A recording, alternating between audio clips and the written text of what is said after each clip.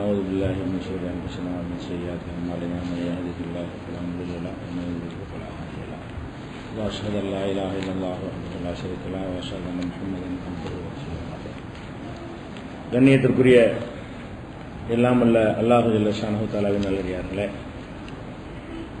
இஸ்லாத்தின் ஆதாரம் இறைவனின் வஹி மட்டுமே என்ற தொடரில் அது குறித்த திருக்குர்ஆன் மற்றும் நபிமொழிகளை சான்றாக கொண்டு நாம் விளங்கினோம்.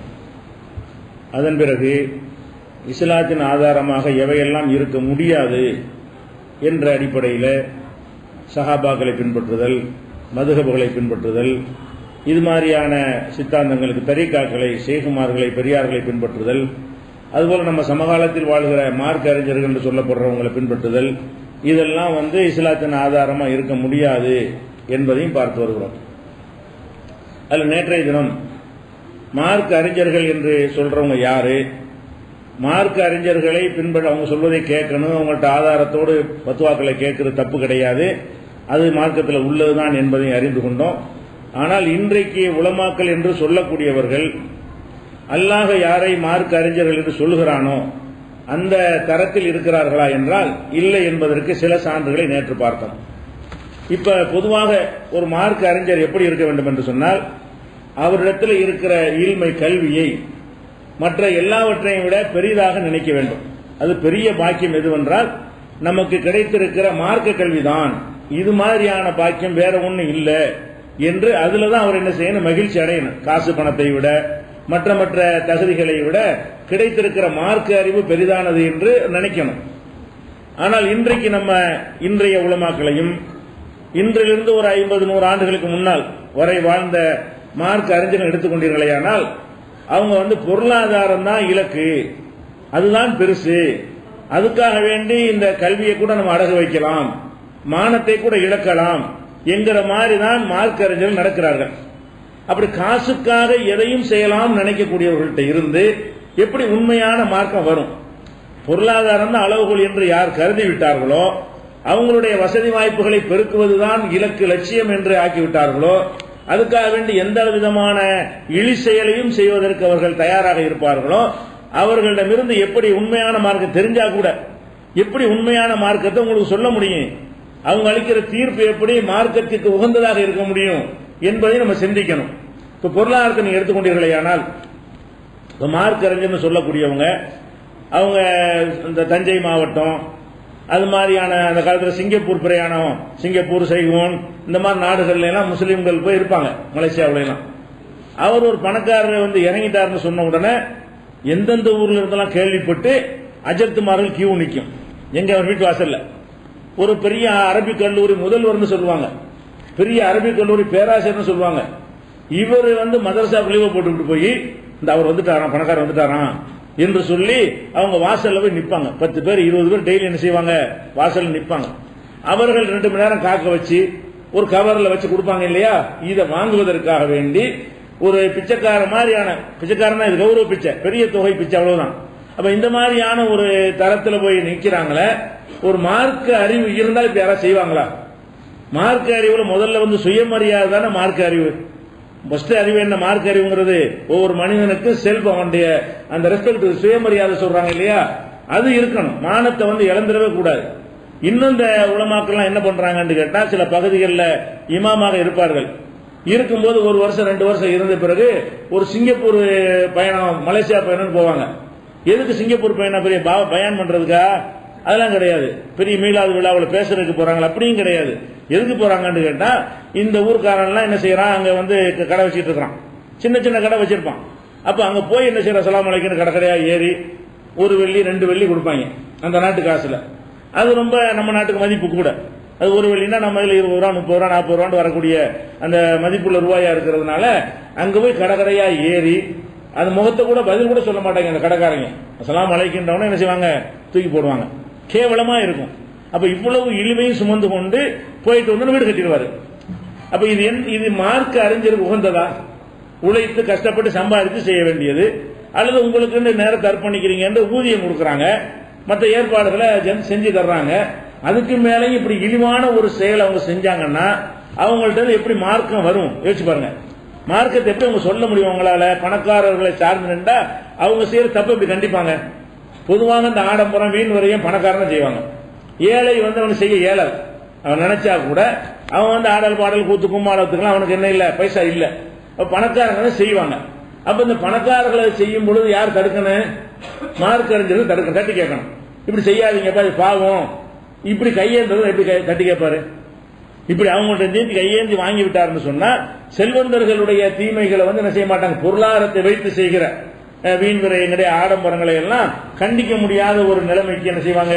ஆளாயிருவாங்க. தங்களுக்கே தீமைன்னு தெரியும். இப்ப நாங்கெல்லாம் வந்து சிறு வயசா இருக்கக்கூடிய நேரத்தில் நீங்க எல்லாம் பார்த்திருப்பீங்க. ஒரு 25 வருஷம் 30 வருஷத்துக்கு முன்னாடி பின்னோக்கி போயினீங்கன்னு சொன்னா எல்லா வீட்டு திருமணங்கள்லையும் கச்சேரி இல்லாம இருக்காது. இரவுல தான் கல்யாணம் பண்ணுவாங்க. குதிரையில மாப்பிள்ளை ஏற்றுவாங்க. ஆடல் பாடல் கச்சேரிக்கு ஆளை கூட்டு வருவாங்க. இல்லாட்டி நாவூரணிமா பாட்டை போட்டு விட்டுருவாங்க. ஸ்பீக்கர் குழாய் கட்டி தான் கல்யாணம் நடக்கும். எந்த ஒரு கல்யாணமா இருந்தாலும் அந்த சினிமா பாட்டு போட்டுக்கிறாங்க. அப்ப இதெல்லாம் வைத்து விடிய விடிய மக்களை தூங்க விடாம ஆக்கி இந்த மாதிரி ஒரு கல்யாணம் நடத்துறாங்களே, இதை இவங்க கண்டிச்சது உண்டா? இதுக்கெல்லாம் பெரிய ஃபத்வா வாங்கணுமா? இது மாதிரியான ஒரு செயலுக்கு எதிராக மார்க்க அறிஞர்கள் எங்கேயாவது பேசி இப்படி எல்லாம் செய்யக்கூடாது, கல்யாணம் இல்ல, ஏகத்துவம் வந்த பிறகு நல்லா ஒளிஞ்சிருக்கு. தௌஹீத் எழுச்சி வந்த பிறகுதான் அந்த கல்யாணத்துடைய அனாச்சாரம் எல்லாமே ஒளிஞ்சிருக்கு. சுன்னத்து கல்யாணம் என்ன பண்ணுவாங்க? சின்ன பையில ஏற்றி வச்சு விடிய விடிய அவனை குதிரையில சுத்தி ஒரு வீட்டுல பால் கொடுத்து கடைசியில் கொண்டாந்து என்ன செய்வாங்க? சுன்னத்து பண்றேன்னு பண்ணுவாங்க. அப்ப இதெல்லாம் எங்கடா இருக்குது? மார்க்கத்தில் யார் கேட்கணும்? மார்க் அறிஞர் தானே சொல்லணும். அதுக்கு தானே அவர் மார்க் அறிஞரை வச்சிருக்கிறாங்க. அப்ப தனக்கு தவறுன்னு தெரிகிறது கூட என்ன செய்ய மாட்டாங்க? அவங்க வந்து சுட்டி காட்ட மாட்டாங்க. அதே மாதிரி வந்து ஒரு தெருபயான் இவங்க என்ன செய்வாங்கன்னா, ரமலான் இந்த மாதிரி விசேஷ நாட்கள் வந்துருச்சுன்னா தெருபயான் வைப்பாங்க. தெரு பயான் நடக்கும். கூத்தாண்டு அத்திக்கடை போதக்கூடிய அந்த மாதிரியான ஊர்கள் எல்லாம் பாத்தீங்கன்னா ரபியுல் அவல் வந்துச்சுன்னா மாசம் முழுசு டெய்லி பயான் நடக்கும். அந்த தெருவில் நடக்கும், இந்த தெருவில் நடக்கும், இந்த ஒரு ஊர்லயே 25 இடத்துல நடக்கும். அது என்னடான்னு பாத்தீங்கன்னா அதுக்கு வசூலுக்கா ஆளுக்கு வந்துடுற பயானுக்குன்னு அதுக்கு சில கமிட்டி வச்சிருப்பானுவோம். அந்த கமிட்டி இந்த கமிட்டின்னு சொல்லி இந்த பயான்கிற பொருள் என்ன செய்வாங்கன்னு பாத்தீங்கன்னு சொன்னா ஒரு குர்ஆன் ஆயத்து ஒரு ஹதீஸ் இருக்காது. சும்மா கதைகள், கட்டுக்கதைகளையும் பொய்களையும் அவர் அப்படி போனாராம் இப்படி வந்தாராம்னு சொல்லி சிரிக்கிறது, நகைச்சுவை, இது மாதிரியான ஒரு ஆபாசமா பேசுறது, பெண்களை வச்சு ஜோக் அடிக்கிறது, இந்த மாதிரியான விஷயங்களை தான் செஞ்சாங்க பயான் சொல்லி கொண்டு இருந்தார்கள். அப்ப இது மாதிரியான நகைச்சுவை பேச்சாளர்கள்லாம் நிறைய பேர் இருந்தாங்க. அவ்வளவு என்னன்னு கேட்டா ஒரு அடல்ட்ஸ் ஒன்லி பேச்சு தான் அது. எதுவுமே ஒரு பயான் கேட்கவே இயலாது. அவ்வளவு அநாகரிகமாக இந்த மார்க் அறிஞர்கள் பேசினாங்களா இல்லையா? அதெல்லாம் இன்னைக்கு முடிக்கப்பட்டிருக்கா இல்லையா? இந்த ஏகத்துவ எழுச்சி வரலன்னு சொன்னா அதைத்தான் நீங்க பயான் கேட்டு மக்கள் வரவும் மாட்டாங்க. இந்த மாதிரிலாம் பேசினா யார் வருவா? இது மாதிரியான காட்சியெல்லாம் நம்ம பார்த்தோம். அதே மாதிரி வந்து நம்ம ஒரு 50 வருஷத்துக்கு முன்னாடி உள்ளவங்கள்ட்ட கேளுங்க, இஸ்லாம்ங்கிற பேர்ல என்ன செஞ்சுக்கிட்டு இருந்தாங்க கேட்டீங்கன்னா, இந்த ஷாஹுல் அமீத் அண்ட் சன்ஸ் இங்க ஒரு திருவல்லிக்கேன்ல ஒரு பதிப்பகம் இருந்துச்சு, ஷாஹுல் அமீத் அண்ட் சன்ஸ். இவங்க தான் இந்த இஸ்லாத்து சம்பந்தமான புஸ்தகங்கள்லாம் வெளியிடுறது. என்ன புஸ்தகம்? அதுக்கும் இஸ்லாத்துக்கு எந்த விதமான சம்பந்தம் இருக்காது. தமிழ்ல என்னதா எழுதி கொண்டு ஈரான்ல ஷியாக்கள் எழுதி வச்சிருப்பாங்கல்ல, அதை பார்சியில மொழிபெயர்த்து வைத்துக் கொண்டு அது மாதிரி ஜாபர் சாதிக்கு சரித்திரம், திருமுடி இறக்கண சரித்திரம், நபிகள் நாயகத்துக்கு திருமுடி இறக்கண ஹதீஸ்ன்னு போட்டிருப்பாங்க. நபி நாயகம் பிறந்த உடனே முடி இறக்குறதுக்காக வேண்டி அல்லாஹ் என்ன அவன் ஜிப்ரில் அனுப்புனான், போய் இறக்கி முடி இறக்கிட்டு வா. இங்க செய்ய மாட்டாங்களா? பிறக்கும் போது நபின்னு தெரியுமாங்க யாருக்காவது? 40 வயசு வரைக்கும் அவங்களுக்கு நபின்னு தெரியாது. ரசூல் ஸல்லல்லாஹு அலைஹி வஸல்லம் பிறந்தவுடன் அல்லாஹ் போய் அவருக்கு முதல் முடி இறக்கணும், நீ போய் தலைமுடி இறக்கிட்டு வா அப்படின்னு சொல்லி என்ன செய்யுது, அவங்களுக்கு திருமுடி இறக்குறதுக்காக வேண்டி ஜிப்ரில் அனுப்புனானா. மலக்குகள்லாம் போட்டி போட்டு லட்சக்கணக்கான மக்கள் வந்து இறங்கிட்டாங்களாம். எங்க ஆமினா வீட்டுல முடி இறக்கணும்னு மலக்குகள்லாம் எனக்கு உனக்கு ஆளுக்கு ஒரு முடியை பெற்றுக் கொள்வதற்காக சண்டை போட்டார்கள். இப்படி எல்லாம் எழுதி ஒரு கதை மாதிரி எழுதிக்கிறாங்க. அந்த ஒரு முடி கிடைத்தால் போதும்னு சொல்லி மக்கள்லாம் நினைச்சாங்களாம். அப்ப ரசூலுல்லாஹ் பிறக்கும் போது யார் நபிண்டோம் அப்படி யாரும் நினைக்கவே இல்லை. சாதாரண குழந்தையா பிறக்கிறாங்க. 40 வயசு வரைக்கும் அவங்களுக்கு நாம இறைத்துவர் ஆகணும் அவங்களுக்கே தெரியாது. உனக்கே தெரியாது, நல்லா சொல்லி காட்டுறான். மா குந்ததி மல் கிதாபுல் ஈமான், கிதாபுண்டா என்ன, ஈமான்டா என்ன உனக்கே தெரியாதுங்கிறான்ல. ஜிப்ரீல் வந்து உன்னை தூதராக்கிட்டேன்னு சொன்ன பிறகு கூட நடுங்கிறாங்க. இக்ரான் பிஸ்மி ரப்பிக்கேன்னு முதல் வசனம் வந்த உடனே எனக்கு என்னமோ ஆயிடுச்சுங்கிறாங்க. அப்ப இவங்க பிறக்கும் போதே நபியா பிறந்தாங்க என்றும் முடியறக்கிறதுக்கு இங்க இருந்து ஆள் இல்லாம அங்கிருந்து வந்தாங்கன்னு ஒரு புஸ்தகம் தமிழ்ல போட்டிருப்பாங்க, இந்த கதையா ஸ்டோரியா. இதை வந்து யாராவது வெள்ளி திங்கள் இரவுகளில் ஓதினால் படிக்கணும். அந்த கதையை படித்தால் அந்த பிறகு கிடைக்குமாங்க. நாங்கெல்லாம் படிச்சிருக்கோம். படிக்க தெரியாது, அஜரத்துக்கு விட்டு படிப்பாங்க. ஒரு அஜரத்துக்கு இது எவனுக்கு இருக்க எழுதுன்னு வழங்காதா? அடே நீ மார்க் அறிஞருங்கிறிய, நீ போய் வீடா படிச்சு காசு வாங்குறிய, முடி இருக்கிற ஜிப்ரீல் வருவாரா, பிறக்கும் போது நபியா, இது பச்சை பொய் தானே. இந்த மாதிரியான பொய்யை தமிழ்ல தான் இருக்கு, உனக்கு அரபி தெரியாட்டாலும் பரவாயில்லைங்களா, தமிழ்ல எழுதி வச்சுக்கிறாங்க. அதை போய் வீடா போய் திருமுறை இறக்கண படிச்சாங்களா இல்லையா? இவங்க வந்து அதனுடைய தொடர்ச்சி தானே. நீங்களே இப்ப இருக்கிற மார்க் அறிஞர்களுக்கு செய்ய முடியல, தௌஹீத் எழுச்சி வந்ததுனால. இல்லன்னா இதுதானே மார்க்கம் நடை, மக்கள் இதுதானே ஓதிட்டு இருந்தாங்க. திருமுறை இறக்கண இது தலபாத்தியான அரபு தமிழ்ல எழுதிட்டு ஒரு பாட்டு, மலை பைத்து, இவங்க மார்க்குங்கிற பேர்ல உள்ள புஸ்தகங்கள்லாம் இருக்கு பாத்தீங்கன்னா. அது மாதிரி பப்பரத்தியார் அம்மானை, ஜெய்தூன் கிஸ்ஸா, இதெல்லாம் அந்த காலத்தில் உள்ள மைமூன் சத்து, அது மாதிரி அலிபாத்ஷா சரத்து, யுத்த சரித்திரம், இது மாதிரி என்னென்னமோ இது கசசுல் அம்பியான நபிமார்கள் வரலாறுன்னு சொல்லி அவ்வளவு பொய். இந்த பொய்களை எல்லாம் நீங்க மார்க்கம் என்று மக்களுக்கு சொன்னீங்களா இல்லையா? தமிழ்ல தானே இருந்துச்சு. அதையும் இப்ப உங்களுக்கு சொல்ல முடியல. அன்னைக்கு சொன்னீங்கல்ல, ஏகத்துவம் எழுச்சி இல்லாத காலத்துல சொல்லி ஏமாத்தினீங்களப்பா. அந்த புஸ்தகத்தை இப்ப போய் பயான் பண்ணு பார்ப்போம். திருமுறை இலக்கண ஹதீஸ் இருக்குன்னு சொல்லி எந்த கிதாபுல இருக்கு, என்ன அறிவிப்பாளர் என்று கேட்டுருவீங்க. இப்ப அனுப்பி நிக்கிறேன் பேச முடியாம. அப்ப எதுக்கு சொல்றோம்னு கேட்டா, மார்க்க அறிஞர்கள் சொல்லக்கூடியவங்க வந்து எந்த அளவுக்கு மக்கள் விழிப்பா இருக்கிறாங்களோ அதுக்கு தகுந்த மாதிரி பின்வாங்கிக்கிறாங்களே தவிர, நீங்க கொஞ்சம் அசந்திங்கன்னு சொன்னா அவங்க தலையில மிளகா அரைச்சாங்க, என்னத்தை எல்லாம் மார்க்கம் சொல்லி சொன்னாங்க. அது போக என்ன ஊர் கச்சேரி வர வைப்பானுவோம், வில்லு பாட்டு மாதிரி. அது வந்து 100 மசாலா 1000 மசாலான்னு என்ன செய்வாங்க, கச்சேரிகளை வைத்துக் கொண்டு ஒரு கேள்வி பதில் மாதிரி வில்லு பாட்டு மாதிரி ஒருத்தர் கேட்பாரு, ஒருத்தர் பதில் சொல்லுவாரு. இதை உட்கார்ந்து ரசிப்பாங்க. எப்படி கோயில்கள் அந்த மாதிரி கலாகாலட்சேபம் நடக்கும்ல, சேம் அதே மாதிரி கதைகள் பேர்கள் மட்டும் மாறி, ராமசாமி இடத்துல அப்துல் கான் கொடுக்குறாங்க. இந்த மாதிரி பேர்களை மட்டும் மாத்திக்கிட்டு அதே கதை அதே கிஸ்ஸாவை வந்து இவங்க வந்து 100 மசாலா 1000 மசாலான்னு கலாகாலட்சேபம் நடத்துனீங்களா இல்லையா? இதெல்லாம் மார்க்க அறிஞர்கள் இருக்கும்போது நடந்துச்சு. இந்த மார்க்க அறிஞர்கள் இருக்கும்போது எல்லா ஊர்களையும் கந்தூரி நடந்துச்சு. இப்ப கந்தூர் ஒழிக்கப்பட்டுச்சா இல்லையா? சந்தனக்கூடுங்கிற முக்காவாசி ஊர்ல போச்சு. 1-2 பெரிய ஊர்கள்ல பெருமளவு கணிசமாக வருமானம் வரக்கூடிய சில ஊர்கள் நடத்திட்டு இருக்காங்களே தவிர, உள்ளூர் வசூலை மட்டும் நம்புற இடத்துல முடியல. ஏன் மக்கள் கொடுக்கறது இல்ல? மக்கள் விழிப்பாயிட்ட காரணத்தினால நீங்க ஏன் கந்தூரி காசு கொடுக்க மாட்டீங்க? அப்ப தன்னால இந்த காத்தாடிக்கிட்டு இருக்கிறது. மக்கள் விழிப்படையாத காலம் வரைக்கும் இந்த கந்தூர் நடந்துச்சு. அதை எதிர்த்து இந்த உலமாக்கள் செஞ்ச சேவை என்ன? நீ மார்க் அறிஞர் தானே, நீ மற்றது தர்கா நன்மை அதெல்லாம் விட்டு வசீலா ஜியாரத்துன்னு இதை செஞ்சு தொலைஞ்சிட்டு போ, அதாவது புரியலன்னு வச்சுக்கலாம். அட ஆடல் பாடல் கரகாட்டம் குறவங்குருத்தி ஆட்டம் மயிலாட்டத்துடன் நடைபெறும் விளம்பரம் பண்றானே, உன்னை வச்சுக்கிட்டு பண்ணான்னு நீ அதுக்கு போனியா இல்லையா? கரகாட்டம் ஒயிலாட்டம் நடக்கும் தானே தர்கா கந்து நடந்துச்சு. இந்த விஷயம் தவறு இல்லையா? உங்க கருத்துப்படி, உன்னுடைய கருத்துப்படி இது தவறு தானே. அதையும் பார்த்து மௌனசாமியார் தானே இருந்த. அப்ப எந்த விதமான தீமைகள் சமூகத்தில் இருந்தாலும் இவர்களை உறுத்தவே செய்யாது. ஏன்? அது ஒரு பிசினஸ், வியாபாரம். மார்க்க அறிவு என்பது என்ன செய்வது? ஒரு வியாபாரம். அப்படிதான் இந்த குழந்தை பருவத்தில் ஆலிம்களாக இருப்பவர்கள் உருவாக்குவார்கள். நாங்கள்லாம் ஓதி கொண்டிருக்கும் பொழுது கூத்தாநல்லூர்ல சங்கு வச்சிருப்பாங்க பெரிய பள்ளிவாசல்ல. யாராவது இறந்து போயிட்டாங்கன்னா சங்கு ஊதிடுவாங்க. பள்ளிவாசல் போய் சொல்லணும். சொன்னோன்னா சங்கு ஊதுனா என்ன செய்வாங்க? ஊர் மக்கள்லாம் யாரோ ஒருத்தர் மூத்தா போயிட்டான்னு வழங்கிடுவாங்க. வாசல்ல போனா பள்ளிவாசல் வாசல்ல அவர் பேரை எழுதி போட்டு வச்சிருப்பாங்க. அப்ப சங்கு ஊதுனா என்ன அர்த்தம்? சங்கு ஊதுக்கு மௌத்துக்கு சம்பந்தம் இல்ல. என்ன அர்த்தம் ஆயிடுச்சுன்னா இறந்துட்டாரு அர்த்தமாச்சுல. மதரசால உட்காந்துருப்போம் பாடத்துல சங்கு ஊதுன்னு அல்ஹம்துலில்லாஹ் அஜர்த்து மாணவர் நாங்கள் தான் நாங்களும் சேர்ந்துக்கிட்டு தான். நல்ல வேட்டை 3, 7, 40 ஒரு 20 ஃபங்க்ஷன் ஆயிடுச்சு. 20 வருமானம் ஆயிரும். ஒரு சங்கு ஊதுனா ஒரு வருஷத்துல 20 நாளைக்கு வேட்டை இருக்குது. அஜர்த்தும் ஜோக்கா எங்கள்கிட்ட சொல்லுவார், நாங்களும் செய்வோம். அது சந்தோஷமா ஏத்துக்குவோம். இன்னும் இல்ல சொல்ல மாட்டோம். ஒரு மரண செய்தியை கேட்டால் கூட அல்ஹம்துலில்லாஹ்னு சொல்ற அளவுக்கு தானே மாணவர்கள் அப்படி தானே உருவாக்குறீங்க. அப்ப பொருளாதாரத்துக்காக வேண்டி என்ன வேணாலும் செய்யலாம். பொருளாதாரத்துக்கு தான் இதை நம்ம படிக்கிறோம். இதை வச்சு எந்த அளவுக்கு ஏமாற்ற முடியுமோ செய்யலாம். அப்படி அதனால வேணாங்கிறோம், உலமா வேணாங்கிறோம். மார்க் அறிஞரா கட்டுட்டு வாங்க. மக்கள் கேட்டாங்கன்னா குர்ஆனை எடுத்து காட்டி இந்த இருக்குது, இதுல இருந்து இப்படி விளங்குதுன்னு சொல்லி கொடுங்க, கத்து கொடுங்க. தீர்ப்பு வழங்காதீங்க. நீங்க கத்து கொடுங்கன்னு அர்த்தம், நீ எதை வைத்து அது கூடும் விளங்கினியோ அதை வைத்து மக்களுக்கு வழங்க வை. இந்த ஆயத்தின் அடிப்படையில் இது கூடும், இந்த ஹதீஸ் அடிப்படையில் இது கூடாது, இந்த ஹதீஸ் அடிப்படையில் இது பிதஅத்து. அப்படிதான் ஒரு ஆலிம் சொல்லி கொடுக்கணுமே தவிர, விளக்கப்படுத்தணுமே தவிர, நீ பாட்டுக்கு எஸ் நோடு ஒரு 2 பேர்ல பதில் சொல்லிட்டு போனா என்ன அர்த்தம்? அதுக்கெல்லாம் காரணம் என்ன? இவங்களுடைய நோக்கம் வந்து சரியில்லை. ஆலிம்கள் வந்து மார்க் அறிஞர்களாகவே இருக்கவில்லை. அதெல்லாம் பார்க்கிறோம். அதே மாதிரி வந்து இன்னும் சொல்ல போனால் பொது சபை பார்த்து ஆலிம் சபைன்னு ஒரு மரியாதை வச்சுக்கிறாங்க. அஜயத் வந்து உட்கார்ந்தவொடனே எல்லாருக்கும் வைக்கிற மாதிரி 2 கொட்டரா வைப்பாங்க. விருந்துல கறி கொட்டரா இருக்குல்ல, கறி கொட்டுறாமாங்கல்ல, கறி கோப்பை, கறி கப்பு, அது என்ன செய்வாங்கல்ல, எல்லாருக்கும் ஒண்ணு வைப்பாங்கல்ல. அஜரத்துக்கு 2 வைப்பாங்க. அதை சிரிச்சுக்கிட்டு அஜரத்துக்கு ஒண்ணு வைக்க மாட்டேன்னு கேட்கவும் செய்வார். அப்போ ஒரு மாணவர்கள் என்ன செய்யணும், நம்மளை கேவலப்படுத்துறான்னு நினைக்கணுமா இல்லையா? எல்லாரும் உட்கார்ற இடத்துல ஒருத்தங்க மட்டும் ரெண்டு செட்டு சோத்தை வச்சா இவன் திண்ணி மாடான்னு மீனிங். அது மீனிங் என்ன? எல்லாரும் வைக்கிற மாதிரி தான் உனக்கு வைக்கணும், உனக்கு அந்த வயிறு தான் இருக்குது. அப்ப ஆளுங்களுக்கு கோவம் வரணும், என்னடா யாரோட கேவலப்படுத்துற, எல்லாத்தையும் வைக்கிற மாதிரி வை, எனக்கு மட்டும் 50 பேர் உட்காந்து எனக்கு மட்டும் பெரிய செட்ல கொண்டாந்து வச்சா இவன் சாப்பாடு ராமான்னு சொல்றியா இல்லையா? அப்ப நீ அப்படி எனக்கு கேவலப்பட எந்த அச்சத்தை கேட்டாங்களா? அதுல அவங்களுக்கு அந்த முறை செய்வதில் கொஞ்சம் குறை வந்துட்டா சண்டை தான் போடுவாங்க.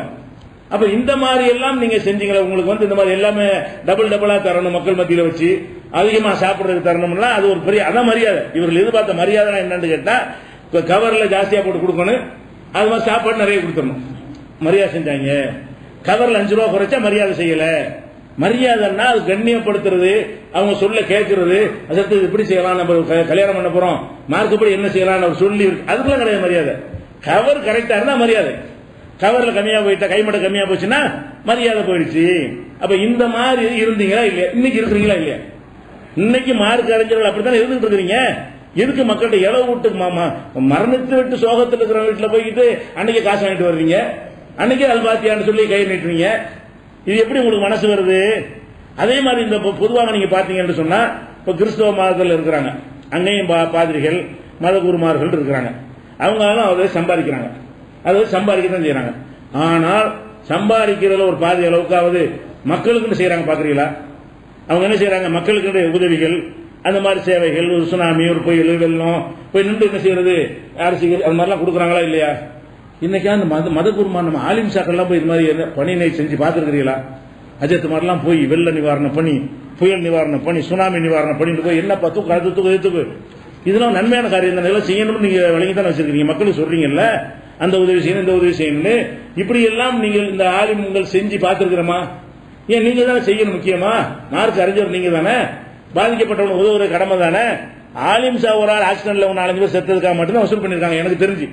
ஆலிம்கள் யாரோ கொடைக்கானல் விபத்தில் இறந்ததுக்காக வேண்டி அதுக்காக மாத்திரம்தான் இவர்களுடைய வரலாற்றில் வசூல் பண்ணி இருக்கிறார்களே தவிர எவ்வளவு நாட்டில் நடக்குது, எவ்வளவு இழப்பு, எவ்வளவு பாதிப்பு, எவ்வளவு கஷ்டம், எவ்வளவு மக்கள் சிரமப்பட்டாங்க. கோயமுத்தூர் இந்த குண்டுவெடிப்பை காரணம் காட்டி பெரிய ஒரு கலவரத்தை மூட்டினார்களே, அதில் பாதிக்கப்பட்ட மக்களுக்காக போய் நின்று செஞ்சது என்ன? அது ஒரு யூனியன், ஜமாத்துலனோ யூனியன் மாதிரி வச்சுக்கிறது, சேர்ந்துக்கிட்டு சம்பளத்தை கூட்ட போறது, இந்த மாதிரியான மேட்டருக்கு மட்டும்தான் பயன்படுத்துகிறார்களே தவிர உங்களால் மக்கள் அடைந்த நன்மை என்ன? உங்க சொல்ல கேட்காத சரி சிந்திச்சாது பார்க்கணுமா இல்லையா? உங்களுக்கு தோற்றம்னா நீங்க பண்ணிட்டு வர்றீங்க. இந்த தௌஹீத் ஜமாத் கூட்டம் போனா இடம் ஷேர் கிடைக்க மாட்டேங்குது.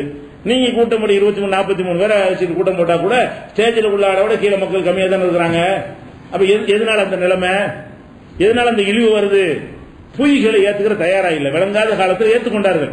காலம் மாறிவிட்டது. குர்ஆனுடைய தமிழாக்கத்தை மக்கள் தாங்களே வாசித்துக் கொண்டிருக்கிறார்கள். ஹதீசுகள் இல்லாத காலம் இருந்தது. ஹதீசுகள் தமிழ்ல வந்துருச்சு, அதுக்கு வந்து கிடையவே கிடையாது. எடுத்து பார்க்கறது கூட நீங்க நினைச்சாலும் கிடைக்காது. இந்த ஏகத்துவ எழுச்சி வந்த பிறகு தானே ஹதீசுகள் எல்லாம் தமிழாக்கம் வந்துட்டு இருக்குது. புகாரி வேணுமா முஸ்லீம் வேணுமா, ரசூலுல்லாஹ் என்ன சொன்னாங்க என்ற செய்தி கூட எங்க தகப்பனாருக்கு தெரியாத, உங்க தகப்பன்மார்களுக்கு தெரியாத, உங்களுக்கு தெரியுத. ஏன் தமிழ்ல கிடைக்குது? புகாரியே தமிழ்ல இப்பதான் வந்திருக்குது. முஸ்லீமே ஏன் அவன் மக்கள்லாம் இருக்கிறாங்கிறனால அவன் வெளியிடவும் செய்வான், விற்கணுமா இல்லையா? எவனும் புகார்னா என்னன்னு தெரியாத காலத்தில் புகாரி அச்சுட்டாண்டா யாரு வாங்குவா? அவன் ஒரு கமர்ஷியல் ஏதாவது இருந்தா தான் அவருக்கு செய்ய முடியும். அவர் ஏகத்துவ மக்கள் தான் புகார்னா தெரிஞ்சுட்டாங்க, முஸ்லீம்னா தெரிஞ்சு வச்சுட்டாங்க, படிப்பாங்க, நம்ம இதை மார்க்கெட் பண்ணலாம் என்று கமர்ஷியலா செய்ய நினைச்சா கூட அந்த அளவுக்கு இன்னைக்கு அந்த எல்லா ஹதீசுகளையும் மக்கள் வாங்கி வச்சிருக்காங்களா இல்லையா? அது அவசியத்தை வரும். இது மாதிரி இருந்துச்சா முன்னாடி? அப்ப இந்த மாதிரியான ஒரு தெளிவுகளை அவங்க ஏற்படுத்தாம நினைச்சிட்டாங்க. மக்களை குழப்பி இருந்த காரணத்தினால இவங்க எல்லாம் ஆலிம்கள் கிடையாது. ஆலிம்கள் கரெக்டா சொன்னா நம்ம கேட்கலாம், எல்லாத்தையும் நம்மளே போய் படிக்கணுங்கிறதுல முடிஞ்சளவுக்கு பாடுபடுங்க. 1-2 அரிதான மசாயல்கள் உங்க தொழுகைக்குள்ள நீங்க தெரிஞ்சா வச்சுக்கிறேன், உங்க நோம்புக்குள்ள நீங்க தெரிஞ்சுக்கிறேன், அவங்க வாழ்க்கையில அன்றாடம் சந்திக்கிற விஷயங்களை அவங்க அறிந்து வச்சுக்கிறீங்க. அரிதாக வரக்கூடிய சந்திக்கிற விஷயங்களாக இருந்தால் உங்களுக்கு வராம அடுத்தவருக்கு வரும், அதுக்கு விளக்கம் சொல்ல வேண்டிய வரும். அது மாதிரி விஷயங்களாக இருந்தால் உங்களுக்கு முடிஞ்சா கத்துக்கிறங்க, இல்லைன்னா தெரிஞ்சவங்கள்ட்ட கேளுங்க. தெரிஞ்சவங்க என்ன செய்யணும், சொல்லி கொடுக்கணும். சொல்லி கொடுக்குறான்னு அர்த்தம், பத்தி இந்த ஆயத்து இருக்கா, இந்த கருத்துல இருக்கா, இதுல அடங்கி இருக்குதா, இதாங்க நடக்கணும் சொல்லி அவனுக்கு புரிய வச்சா அவன் ஆலிமாயிரும். அந்த விஷயத்துல ஆலிம் என்றால் அடுத்தவனுக்கு ஆலிம் ஆக்கணுங்க. அவன் ஆலிம். ஆலிம்னா என்ன சொன்னதெல்லாம் கேட்கக்கூடிய அந்த பாதிரியார்கள் குருமார்களுக்கு இருக்கிற அந்தஸ்து மாதிரி கொடுத்து அவர் சொன்னா கண்ணை மூடிட்டு பின்பற்றணும், அது கிடையாது. இது விளங்கிக்கணும். இப்படி இல்லாம நம்ம போனோம் என்று சொன்னால் அல்லாஹ் என்ன செய்யறானா மறுமை நாள்ல காட்டுறான். நல்லா விளங்கிக்கங்க. இந்த அஜத்து சொன்னாரு, போனான சொன்னாங்க, பெரிய ஷேக்கு சொன்னாங்க, பெரிய தாடி வச்சிருந்தார், பெரிய தலப்பா வச்சிருந்தார் சொல்றோம்ல, இவர்களுடைய கெதி என்ன ஆகும் என்று சொன்னால் லில்லதீன இஸ்தக்பரு, நரகத்தில் கிடக்கக்கூடிய சாதாரண பாமர மக்கள் சொல்வார்கள். லில்லதீன இஸ்தக்பரு, பிரமுகர்களை பார்த்து சொல்வார்கள். சாதாரண மக்கள் யாரை பார்த்து சொல்லுவாங்க? பிரமுகர்களா இருக்காங்களா, முத்தவல்லியாவும் அஜத்துமார்களாவும் நரகத்துல இவளும் கிடப்பா அவளும் கிடப்பா. அப்ப சொல்லுவாங்களாம், இன்னா குன்னாலக்கும் தபான், ஏப்பா நாங்க உங்களை பின்பற்றி தானப்பா இப்படி போயிட்டோம், உன் சொல்ல கேட்டு தானடா நீனு வந்து கிடக்குற நானும் கிடக்குறேன். ஃபஹல் அன்தும் முகுனூன அன்னா நசீப மினன்னார், நீங்க அஜத்துமார்களா தான் இருக்கு, உங்க சொல்ல தானே கேட்டோம், இந்த அதாப கொஞ்சம் குறைக்கிறதுக்கு ஏதாவது பண்ணுங்கப்பா அப்படின்னு யாரு கேட்பாங்களாம்? பாமர மக்கள். நம்மள மாதிரி பாமர மக்கள் வந்து இவங்க மாதிரி பண்டிதர்கள்ட்ட போய் கேட்பாங்க நரகத்துல, ரெண்டும் நரகத்துல கிடக்கும்போது. அவங்க என்ன சொல்றாங்க தெரியுமா?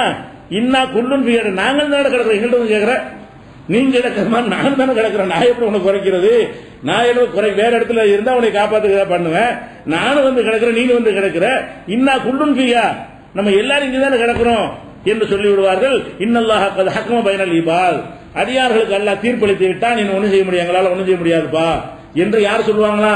இந்த மௌலவிமார்கள், அஜத்துமார்கள், மதகுருமார்கள் சொல்லிக் கொண்டிருந்தார்களே, நாங்க சொல்வதான் பத்துவா எங்களுக்கு எடுத்தா இது செய்யணும்ன்றார்களே, அவர்கள் அங்க வந்து என்ன செய்வாங்க? உங்களை காப்பாற்ற மாட்டார்கள். அவங்க சொல்ல கேட்டதுனால நீங்களும், உங்களுக்கு தவறான தீர்ப்பு சொன்னதுனால அவங்களும் நரகத்தில் கிடப்பார்கள் என்று அல்லாஹ் இந்த வசனத்தில் எடுத்து காட்டுகிறான். அதே மாதிரி பரசூல் இல்லா, இது வந்து 40-48 இருக்கிறது. பரசூல் இல்லாஹி ஜமியன் கால லோபாவுல் இல்லதி நஸ்தக்பரு. அப்ப இந்த லோபாக்கள், அதாவது சாதாரண பாமர மக்கள் சொல்வார்கள், இல்லதி நஸ்தக்பரு, பெரியவர்களாக நினைத்துக் கொண்டிருந்தார்கள், அவர்களை பார்த்து சொல்வார்கள், இன்னா குன்னாலுக்கும் தபான், நாங்கள் உங்களைத்தான் பின்பற்றினோம். முகுனூன அண்ணா மின் அதாபில்லாஹி மின் செய்யின், அல்லாஹ்வுடைய அதாபில் கொஞ்சமாவது எங்களுக்கு நீங்க காப்பாற்ற மாட்டீங்களா என்று கேட்பார்கள். காலு, அப்ப ஹஜரத் மாதிரிலாம் சொல்லுவாங்களாம், லவ் ஹதான் அல்லாஹுல ஹதைனாக்கும், அல்லாஹ் எங்களுக்கு நேர்வழி காட்டினா உங்களுக்கு காட்டி, எங்களுக்கு காட்டலையா அல்லா அப்படிம்பாங்க. நரகத்தில் உடைய இழு தள்ளிவிட்டு, ஏன்டா உன் சொல்ல கிடக்க வந்துட்டேன் எங்களை காப்பாத்துன்னு சொன்ன, அப்ப என்ன சொல்லுவாங்க இந்த அஜர்த்துமார்கள்லாம் மதகுருமார்கள்லாம், எங்களுக்கு அல்லா நேர்வழி காட்டலையே, எங்களுக்கு காட்டின வழி உங்களுக்கு காட்டிட்டு போயிட்டோம், எங்களுக்கு அல்லா நேர்வழி காட்டியிருந்தா உங்களுக்கு நாங்களும் காட்டியிருப்போம் அப்படி சொல்லுவாங்களாம். லவ் ஹதான் அல்லாஹுல ஹதைனாக்கும், அல்லாஹ் எங்களுக்கு நேர்வழி காட்டியிருந்தால் உங்களுக்கு நாங்களும் நேர்வழி காட்டியிருப்போம். சவாவுன் அலைனா ஜஸைனா சபர்னா, நம்ம துடித்தாலும் கதறினாலும் சகித்தாலும் எல்லாம் நமக்கு ஒண்ணும் செய்ய முடியாது, ஒன்னும் நடக்க போறது கிடையாது. நீ துடிச்சாலும் இது நடக்கும், பொறுத்து கொண்டிருந்தா அது நடக்கும், எந்த மாற்றமும் ஏற்படாதுடா தெரிஞ்சுக்கடான்னு சொல்லி அப்பதான் கரெக்டான மாதிரி சொல்றாங்க. எப்ப நரகத்தில் போய் விழுந்தவன அப்பதான் கரெக்டான ஒரு விஷயத்தை சொல்றாங்க. இப்படின்னு சொல்லி மாலனா மின் மஹீஸ், நமக்கு தப்பிக்க எந்த வழியும் இல்லை அப்படின்னு சொல்வதாக 14:21 அல்ல என்ன செய்யறான் சொல்லி காட்டுகிறான். அதே மாதிரி வந்து 166 இதுத்த பர்ற அல்லது நத்தபவு இதுத்த பர்ற அல்லது நத்துபிவு மினல்லதி நத்தபவு, யார் வந்து பின்பற்றினார்களோ அவர்கள் பின்பற்றிய தலைவர்களை விட்டு விலகிக் கொள்வார்கள். ரெண்டு பேரும் என்ன செய்வாங்க? விலகிக் கொள்வார்கள். ஒத்த கத்தாத்து பிஹிமுல் அஸ்பாப், அவங்களுக்குள்ள உறவுகள் எல்லாம் முடிஞ்சு போயிடும். இங்க அசுத்துனாங்களே அங்கெல்லாம் பார்க்கவே மாட்டாங்க, ரெண்டு பேரும் பிரிஞ்சுக்கிடுவாங்க. இப்போ கால அல்லது நத்தபவு, இந்த பின்பற்றிக்கு வழிகட்டு போன பாமர மக்கள் இருக்காங்களே அவங்க சொல்லுவாங்களா, லவ் அண்ணலனா கர்ரத்தன், திரும்பி ஒருக்கு அல்ல ஒரு வாய்ப்பு தந்தால், தெரியாம கிடக்குறோம், திரும்பி ஒருக்கு அல்ல ஒரு வாய்ப்பு தந்தால் அப்ப நாம விலகிக் கொள்ளலாம். கமாத்த பர்றவும் மின்னா, இவங்க நம்மளை இப்ப விலகி போயிட்டாங்களே அந்த மாதிரி நாங்களும் விலகி இருப்போம், சேர மாட்டான்ல அப்படின்னு சொல்லுவாங்களாம். கதாலிக்க யுரீஹுமுல்லாஹு அமாலஹும் ஹஸராத்தின் அலைஹிம், இப்படித்தான் அவருடைய செயல்களை அவர்களுக்கு நஷ்டமாக கேடாக அல்லாஹ் எடுத்து காட்டுகிறான். ஒமாஹும் பிஹாரிஜின மினன் நார், இவர்கள் நரகத்திலிருந்து வெளியேற போவது கிடையாது. 166 167 சொல்றான். என்னது? மதகுருமார்கள் சொன்னார்கள் என்ற ஒரு காரணத்தை வைத்துக் கொண்டு, ஆதாரத்தை கேட்காமல், எந்த ஹதீஸில் இருந்து இதை சொன்னா என்று கேட்காமல், எந்த ஆயத்தின் அடிப்படையில் சொன்னா என்று கேட்காமல், அஜர்த்து சொன்னது மட்டுமே போதும் என்று நீங்கள் போனால் அதுக்கு ஏற்பட்ட விளைவு என்ன? இந்த மாதிரியான ஒரு நிலைமை ஏற்பட்டு வரும். அதே மாதிரி வந்து இது வந்து 2:127 33 66 67 இதை விட கடுமையான முறையில் எச்சரிக்கிறான். யௌமத்து கல்லபு உஜூஹும் பின்னார், இவங்களுடைய முகங்களை நரகத்தில் போட்டு புரட்டப்படும். சில மக்களுடைய முகங்களை நரகத்தில் போட்டு எல்லாம் புரட்டுவான். புரட்டும் போது அவங்க என்ன செய்வாங்களா, எப்பொழுது சொல்வார்கள், யாழைத்தனா அத்தான அல்லாஹ் அத்தான ரசூலா, நாங்கள் அல்லாஹ் சொல்ல கேட்டிருக்கலாமே, ரசூல் சொல்ல கேட்டிருக்கலாமே, கேட்காம வந்துட்டோமே. ஓ காலு ரப்பனா, எங்கள் இறைவா, இன்னா அத்தானா சாதத்தனா ஓ குபரானா, எங்களுடைய செய்துமார்கள் தலைவர்களுக்கும் எங்கள் பெரியார்களுக்கும் கட்டுப்பட்டோம். அலலுன சபீலா, எங்களை வழிகெடுத்து நாசமாக்கிட்டாங்களா அல்லான்னு புலம்புவாங்களாம். எப்ப நரகத்தில் போடும்போது தான் தெரியும் இவர்கள் காட்டியது மார்க்கம் அல்ல. மார்க்கம் அல்ல நல்லா தெரியத்தானே செய்யுது. மார்க்கம்னா குரானை வச்சு சொல்லு, மார்க்கம்னா ஹதீஸை காட்டி தீர்ப்பளி. நீ நினைச்சதை சொல்லிட்டு தீர்ப்பளிக்க சொன்னீங்கன்னா அப்ப நீ எங்களுக்கு எடுத்து நாசமாயிட்டு அர்த்தம். இப்படி எல்லாம் பயங்கரமான ஒரு விளைவுகள் ஏற்படும் என்று அல்லாஹ் சொல்லி காட்டுற. அதனால உலமாக்களை எல்லாரும் உலமாவா ஆக முடியாது, முழுசு அனைத்து அறிவதற்காக வாழ்க்கை அர்ப்பணிக்க முடியாது. உங்களுக்கு தேவையானதை என்ன செய்யணும், குர்ஆன் அடிப்படையில் அறிந்து கொள்ள வேண்டும். அப்படி அறியாத விஷயம் இருக்குமே, அதனால யார் அர்ப்பணித்திருக்கிறார்களோ அவங்கள்ட்ட கேட்டுதான் தெரிந்து கொள்ள முடியும். கேளுங்க. ஆனால் கேட்கிறவரை என்னவா அவர் என்ன தகுதி இருக்கணும் என்றால் குர்ஆனிலிருந்து எடுத்து உங்களுக்கு தீர்ப்பு தர வேண்டும், ஹதீஸை எடுத்து காட்டி என்ன செய்யணும் தீர்ப்பு தர வேண்டும். அதில் உங்களுக்கு ஏற்படுற சந்தேகத்தை எல்லாம் தீர்க்கும் வகையில் அது புரிய வைக்க வேண்டும். இந்த மாதிரி சொல்றதுக்கு பேர் தான் இல்மு, இந்த மாதிரி சொல்வதற்கு பேர் தான் கல்வி. கத்துக் கொடுக்கிற கல்வி என்னது இதுதான். அப்ப ஒரு 4344 7327 என்ன கணக்குன்னு வாத்தியார் என்ன செய்யறாரு, 8400 சொன்னா கணக்காயிருமா? சொல்லி கொடுக்கணும். பாரு 1 1 3 ஆச்சா, அப்படி 4 ஸ்தானத்தை எழுதி இதை எதையும் கூட்டி காட்டி இந்த 10 அதான் கணக்கு சொல்லி கொடுக்குற முறை. 2 பெரிய நம்பரை போட்டு இதுக்கு விட என்ன தெரியுமா 8300. அவன் எப்படி நாளைக்கு ஒரு கணக்கு கூட்டுவான்? சொல்லிக் கொடுக்கறன்னு இல்மு உள்ளவன் கல்வி உள்ளவனாக இருந்தால் அவன் எப்படி அவன் செய்வதற்கு ஏற்றவாறு சொல்லிக் கொடுக்கணும். ஒரு கணக்கு சொல்லி 4 ஸ்தானம் நம்பரா இருந்துச்சுன்னு சொன்னா என்ன செய்யணும், முதல்ல ஒரு 4 ஸ்தானம் அடுத்து ஒரு 4 ஸ்தானம்னா அது எப்படி கூட்டுறது? முதல்ல இந்த மாதிரி ஒத்தப்படை என்ன கூட்டு, அப்புறம் 10 கூட்டு, அப்புறம் 100 ஸ்தானத்தை கூட்டு, அப்புறம் 1000 கூட்டுன்னு சொல்லி என்ன செய்யணும், அதை சொல்லி கொடுத்து செஞ்சா அவன் புரிவான். நாளைக்கு 4 பேர் சொல்லுவான். அவனுக்கு இல்மு கிடைச்சிருக்கப்ப. இல்மு ஒன்றை இருந்தா அது எங்களுக்கு கிடைக்கணும். அதான் இல்முங்கிறது. கல்வி எனக்கு இருக்குமையானால் நான் உங்களுக்கு சொல்லித் தருவதன் மூலமாக உங்களுக்கு ஒரு கல்வி கிடைக்கணும். உங்கள்கிட்ட இருக்கிற கல்வியிலிருந்து எங்களுக்கு என்ன கிடைக்குது? குடுமா ஹலாலா? அது கூட ஒரு பேர் சொல்ல மாட்டாங்க. இது ஹலாலா, இதை சாப்பிடலாமா, நீ ஷாபியா ஹனபி அதை சொல்லு அப்படின்னு கேட்பாங்க. அது கூட ஒரு தீர்ப்பு கிடையாது. ஷாபி அப்பனா கூடும். இதுல என்ன இல்மு இருக்கு? இதுல என்ன விளங்கிட்டிய? இது என்ன விளங்கின விஷயம் என்ன? ஒண்ணும் இல்லை. அப்ப இது இந்த ஆயத்து இருக்குங்க, இது இந்த மாதிரி ஹலால்னு சொல்றது, இது ஹராம்னு சொல்றது, இதான் அது முடிவுன்னா இல்மு அதுக்கு பேரு. அப்ப ஆலிமு என்பது இல்மு இருப்பவருக்கு பேர் தான் ஆலிம். இல்முல இருந்தா ஆலிம் வருது. இல்முனா கல்வி, ஆலிம்னா கல்விமான்.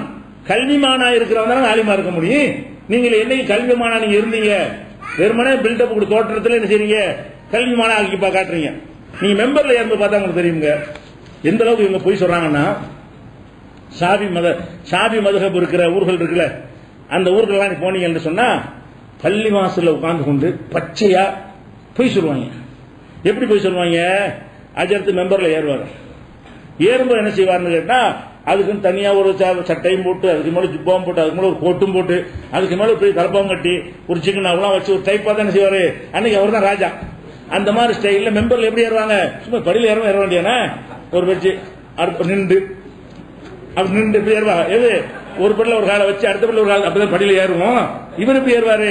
ஒரு காலை வச்சு அடுத்த காலையை வச்சு நின்றுட்டு ஒரு போஸ் கொடுத்துட்டு இது ஏறுவாரு. ஏறி உட்கார்ந்துடுறாரா? உட்கார்ந்த பிறகு என்ன செய்வார்னா மோதார்கள் ஒரு கம்பத்தை கொடுப்பாங்க, சாபியாக்கள் ஊர்லாம். அந்த என்ன செய்வார்னு கேட்டா ஒரு ஹதீஸை வாசிப்பாருங்க. ரவல் புகாரி ஒரு முஸ்லீம், அந்த மகசர் பேர் அதுக்கு. அந்த கம்பத்தை கையில கொடுக்கும் போது புகாரி முஸ்லீம்கள் அறிவித்திருக்கிறார்கள். அபீ ஹுரைரா அரபியில வாசிப்பார். யாரு? இந்த மோதினார் மனப்பாடம் பண்ணி வச்சிருக்கணும். ரவல் புகாரி முஸ்லிம், புகாரி முஸ்லிம் அறிவித்திருக்கிறார்கள். அபீ ஹுரைரா ரலியல்லாஹு அன்ஹு அபூ ஹுரைரா வழியாக அறிவித்திருக்கிறார்கள். அல் ஜும்மாத்து ஹஜ்ஜுல் ஃபுகராயி, ஜும்மா என்பது ஏழைகளுக்கு ஹஜ். ஈதுல் மசாக்கீன், பரம ஏழைகளுக்கு பண்டிகை. அல் குத்துபத்தானி ஃபி ஹண்ட் வருஷம் படிப்பாரு. இது புகாரில் எடுத்து காட்டு பார்ப்போம். ஏன்டா உன்னை ஆலிம்ஸை உட்கார வச்சுட்டு அவனுக்கு சொல்லி படிக்கிறான், புகாரில் இருக்கு முஸ்லிம்ல இருக்குன்னு சொல்ற, இந்த வாசகத்தை புகாரில் எடுத்து காட்டு பார்ப்போம். இன்னைக்கு படிச்சுட்டு இருக்காங்க. இன்னைக்கு இதை என்ன செய்யணும், பள்ளியாத வெள்ளிக்கிழமை அன்னைக்கு அட இப்படி சொல்றானே, இப்படி இருக்கான்னு பாக்கணும். ஆலிமணி ஒரு மோதினார் சொல்றான் புகாரி முஸ்லிம்ல இருக்குன்னு எவனோ எழுதி கொடுத்தா சொல்லிட்டு போறான். புகாரி முஸ்லிம்ல அல் ஜுமாத்து ஹஜ்ஜுல் ஃபுகராயின்னு எடுத்து காட்டு பார்ப்போம்.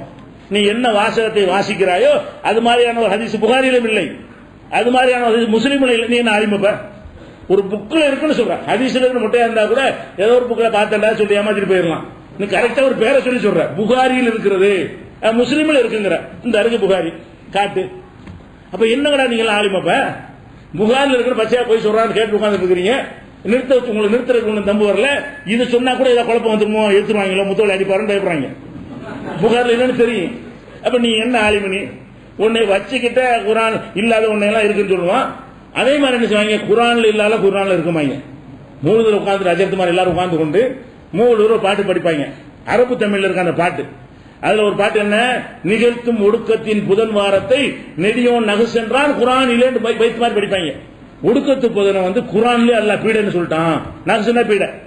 ஒடுக்கத்து புதன் இருக்குல்ல, ஒடுக்கத்து புதன் வாரத்தை நெடியோன் அல்லாஹ், நெடியோன் நகுசு என்றான். நகுசுனா பீடை, பீடை என்றான் குரானில. அப்ப ஒடுக்கத்து புதன் பீடைன்னு குரான்ல இருக்குது அப்படின்னு மௌலில உட்காந்து போறாங்க. குரான் அப்படி இருக்கா? குரான்ல புதன்கிற வார்த்தையாச்சு இருக்கா? ஒடுக்கத்து புதன் விடு, புதன்கிற சொல்லாச்சு குரான்ல இருக்கா? இல்ல. வெள்ளிக்கிழமை இருக்கு, சனிக்கிழமை இருக்கு, புதன்கிழமைங்கிற வார்த்தை எதுல இல்ல? குரான்ல இல்ல. இந்த கிழமை கூட இல்லாம இருக்கும்போது இவன் என்ன சொல்றான்? புதன்கிழமை வந்து பீடை, ஒடுக்கத்து புதன் பீடை நாங்களா சொல்லல, குரான்ல தான் இருக்கு. நீ ஆலிமா? குரான்ல இல்லாத ஒரு விஷயம் குரான்ல இருக்குன்னு சொல்லி பொதுமக்கள் மத்தியில் உட்கார்ந்து கொண்டு என்ன செய்யற? நீ வந்து படிக்கிறியா இல்லையா? அதை பார்க்கணும். இதெல்லாம் வந்து எதுக்கு விளங்குதுன்னு கேட்டா, மார்க் அறிஞர்கள்ங்கிற போர்வையில ஏமாத்தி கொண்டிருக்கிறதுனால இதை நம்பி நீங்க போயிடாதீங்க. அவங்களே சரியான மார்க்கத்தை சொல்லட்டும், நம்ம வரவேற்போம். வேற லேசு அவங்க சொல்லாதனால இப்ப தௌஹீத் ஜமாத் தேவை.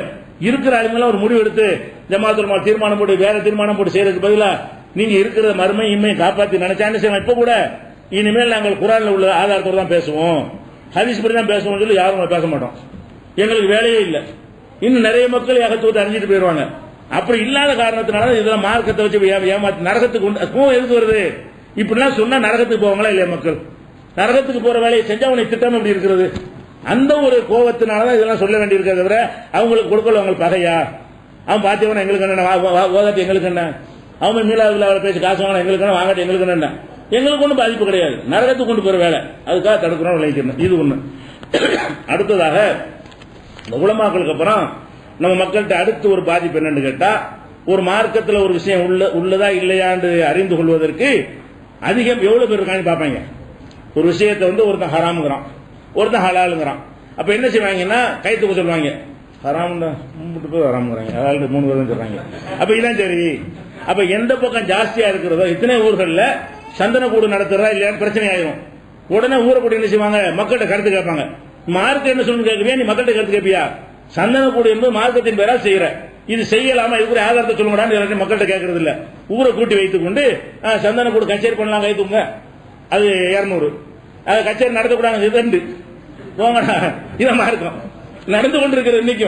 இன்னைக்கு சில ஊர்களில் வந்து பிரச்சனையாகி நம்ம தௌஹீத் ஜமாத் மனு கொடுத்து இது மார்க்கத்தில் இல்லைன்னு சொன்னோம்னா, அங்க உள்ள நிர்வாகிகள் எப்படி இருக்கிறாங்கன்னு கேட்டா, பெரும்பான்மையே கருத்தில், பெரும்பான்மை ஒரு ஆதாரம், இஸ்லாத்தின் ஆதாரம் வஹீன்னு சொல்லும் பொழுது அந்த வஹியை வச்சு தீர்ப்பளி, வஹி என்னன்னு கண்டுபிடி, அதை கேளு, மக்கள்கிட்ட கேளு, உனக்கு தெரியாத அறிஞர்கள்ட்ட கேளு, கேட்டு வஹியில வந்து சந்தர்ப்பம் நடத்தலாம்னா நடத்து, வஹியில கூடாதுன்னா விட்டு. இதுக்கு ஓட்டெடுப்பு, ஓட்டர் நடத்தலாம், மெஜாரிட்டி தான் நீங்க தீர்மானிக்கக்கூடியதா இருக்கு. சில விஷயங்கள் மெஜாரிட்டி வரலாம், யார் தலைவர் யார் செயலாளர் அந்த மெஜாரிட்டி வச்சுக்க, அது நிர்வாக விஷயம், அதுக்கு வந்து மார்க்கம் கிடையாது. எத்தனை ரூபாய் தொழுவுறதுக்கு ஓட்டு போட முடியுமா? கம்மியா தான் ஓட்டு, அது ஜாஸ்தியா ஓட்டு விழுந்துடும். 5 வேளை 2 வேளை ஆக்கலாமா கேட்டா ஓகேன்றாங்க. அப்ப அது இஷ்யூ தானே. அப்ப அது சரியா வருமா? சினிமா பார்க்கலாமான்னு கேளுங்க, பார்க்கலாமான்னு கேட்டா அதுவும் ஜாஸ்தியா என்ன செய்வான், ஓட்டு விழுந்துடும். அது தீர்மானிக்க முடியுமா? மார்க்க விஷயங்களை தீர்மானிப்பதற்கு எது அளவுகள் இல்ல, எவ்வளவு பேர் இருக்கிறாங்க என்று அளவுகள் இல்ல. ஆனால் அப்படித்தான் நீ பாக்குறாங்க. எந்த தீமையை விட மறுக்கிறதுக்கு என்ன காரணம்னா, இவங்க இன்னும் கொஞ்சம் பேர் கத்துறாங்க, ஊர் 3 பேர் செய்யறோம், இவ்வளவு பேர் செய்யறதுக்கு பதிலாக இவங்க சொல்லி கேட்க முடியுமாங்க? அப்ப அதிகமான பேர் செய்வது சரியா இருக்கும்னு நினைத்தால் அதனுடைய விளைவு என்ன? அல்லாஹ் குர்ஆன்ல சொல்றான், ஒயின் துதி அக்ஸர மன் ஃபில் அர்லி, இந்த பூமியில் இருக்கக்கூடியவர்களில் பெரும்பான்மையை நீ பின்பற்றினால், பெரும்பான்மைக்கு நீ கட்டுப்பட்டால், யுலில்லுக அன் சபீலில்லாஹ், அல்லாஹ்வுடைய வழியை விட்டு உன்னை கெடுத்து விடுவார்கள். ரசூலுல்லாஹ் அல்லாஹ் சொல்றான், நீ வந்து பெரும்பான்மையுடைய கருத்தை கேட்டு ஒரு முடிவு எடுத்தால், பெரும்பான்மை சொன்னால் சரியாக இருக்கும் என்று நினைத்தால், கட்டுப்பட்டால், யுலில்லுக அன் சபீலில்லாஹ், அல்லாஹ்வின் வழியை விட்டு உன்னை கெடுத்து விடுவார்கள், வழி கெடுத்து விடுவார்கள். எத்தபியூன இல்லல்லன்ன, அவர்கள் வெறும் ஊகத்தை தான் பின்பற்றுகிறார்கள் அப்படின்னு சொல்லி அல்லாஹ் 6:116 சொல்றான். பல வசனங்களை குர்ஆன் எடுத்து பாத்தீங்கன்னா, வலாக்கின் அக்ஸரன் நாசி அப்படின்னு வாசகத்தை போடுங்க குர்ஆன்ல. அக்ஸரன் நாசி, அக்ஸரன் நாசினா மனிதர்கள் அதிகமானவர்கள் போடுங்க, அது என்ன வருதுன்னு பாருங்க. மனிதர்கள் அதிகமானவர்கள் வழங்காம இருக்கிறார்கள். உலாக்கின் அக்ஸரன் நாசிலா யஷ்குரூன், நன்றி இல்லாதவன். உலாக்கின் அக்ஸரன் நாசிலா யாலமூன், அறியாதவன். உலாக்கின் அக்ஸரன் நாசிலா யாக்கிரூன், புரியாதவன். அதிகமான பேருங்கிற போட்டு குர்ஆன்ல தேடி பார்த்தீங்கன்னா அவ்வளவு வசனம் இருக்குது. அதிகமானவன் நல்ல வழியிலேருந்து வருது, அதிகமான மடையன், அதிகமான முட்டாளு, அதிகமானவனு புரியாது. அதிகம் என்பது மார்க்கத்தை தீர்மானிக்கிற அளவுகள் இல்லை என்று குர்ஆனில் பல வசனங்கள் நீங்க தேடி எடுத்துக்கொள்ளலாம். மனிதர்களில் அதிகமானவர்கள் தமிழ்ல கூட தேடி பாருங்க. குர்ஆன் தமிழாக்கத்தில் ஃபைல் சாஃப்ட்வேர் காப்பி உங்கள்கிட்ட இருக்குமே ஆனால் அதை தேடி பாருங்க. மனிதர்களில் அதிகமானவர்கள் நல்லவர்களா இருக்கான்னு கருத்திலே வராது. அதிகமானவர்கள் கெட்டவர்களா இருக்கிறார்கள் தான் செய்யும் வரும். இன்னைக்கு கூட அதிகமானவர்கள் நல்லவங்களா, கொஞ்சம் பேர் நல்லவங்களா? இன்னைக்கு உலகத்தில் எல்லாத்தையும் பாத்தீங்கன்னா எல்லாத்தையும் மூழ்கி போயிட்டாங்க. ஓரின சேர்க்கை வரைக்கும் செய்யலாங்கிறான், ஐநா சபையுடைய தலைவர் வரைக்கும் சரிங்கிறான். அதெல்லாம் திருமணம் ஏத்துக்கணும்னு சொல்ற அளவுக்கு இருக்கிறான். ஓட்டர் பொண்ணத்தான் நடத்தி பார்த்தாங்க, அதிகமான மக்கள் நினைஞ்சிட்டாங்க, சட்டமாக்குட்டாங்க. அப்படி சட்டமாக்கிட்டான் ஒரு நாட்டில், சுப்ரீம் கோர்ட்ல உத்தரவு போடுறான். அப்ப அதிகமான பேர் பாத்தீங்கன்னு சொன்னா கெட்டறிஞ்சு நாசமாவது ரெடியா இருக்கிறாங்க. கொஞ்சம் பேர் கொஞ்சம் அறிவை பயன்படுத்துறவன், சிந்திக்கிறவன், ஒழுக்கம் பண்பாடுகளை பாக்குறவன், அவன் தான் ஏன்டா அது மாதிரிலாம் பண்றேன்னு கேட்கறான். குரல் கூட எதுவும் எடுபட மாட்டேங்குது. அந்த மாதிரி இருக்கிற காட்சி இருக்கு. அதனால மெஜாரிட்டி என்பதும் வகி கிடையாது, விளங்கிக்கணும். மெஜாரிட்டி என்பது வகியில் வர்ற முடிவு அல்ல, மெஜாரிட்டி மார்க்கமாகாது என்பதும் அடுத்து நீங்க விளங்கிக் கொள்ள வேண்டிய விஷயம். அடுத்ததாக இன்னொரு நம்மள்ட்ட பலவீனம் என்னன்னு கேட்டா, ஒரு செயல் ஒரு கொஞ்சம் தொன்று விட்டு இருந்துச்சுன்னு வைங்களேன், அதை மாத்த மனசு வர மாட்டேங்குது. புதுசா ஒண்ணு உண்டாகுதுன்னு வைங்க, தடுத்துருவோம். நம்மளே பார்த்தோம், லால்பேட்டை ஊர்ல புதுசா ஒருத்தன் அவனை செத்து போனவன அவனுக்கு தர்காக கட்டினாங்க, போய் ஊரை தண்டு அடிக்குது. அதே மாதிரி 100 தடவை கட்டி வச்சுக்கிறாங்க. ஏற்கனவே உள்ள தொடக்கூடாது, புதுசா கட்டினா இடிப்போம், இடிக்க கட்ட விட மாட்டோம். அப்ப என்ன இதுல விளங்குதுன்னு கேட்டா, எந்த ஒரு பாவமான காரியமா இருந்தாலும் அதுக்கு ஒரு 200 வருஷம், 50 வருஷம், 100 வருஷம் அதுக்கு ஒரு சமூகம் அங்கீகரித்து விட்டது என்று சொன்னால் அதை பத்தி பேசக்கூடாது. புதிதாக அதை செய்யலாம்னு உண்டாக்குனா என்ன செய்யறாங்க, எதிர்க்கிறாங்க. அப்ப ஒரு செயலை புதிதாக செய்யும் பொழுது கண்டிக்கக்கூடியவர்கள் அது நீண்ட காலமா இருக்கும் பொழுது சகித்துக் கொள்கிறார்கள்.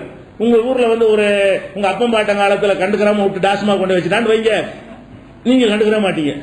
புதுசா அங்க டாஸ்மாக் வச்சா எல்லாம் எதிர்ப்பீங்க, வைக்காதீங்க. அப்ப புதுசா இருக்கிறதும் பழசு 2 ஒண்ணு தான், அதுவும் குடிக்கத்தானே போறேன். ஏற்கனவே ஒன்று நிலை பெற்று விட்டது என்று சொன்னால் அதை நம்ம கண்டுகொள்வதில்லை. புதுசாக அந்த தீமை வந்தால் மட்டும் தடுக்கிறோம்.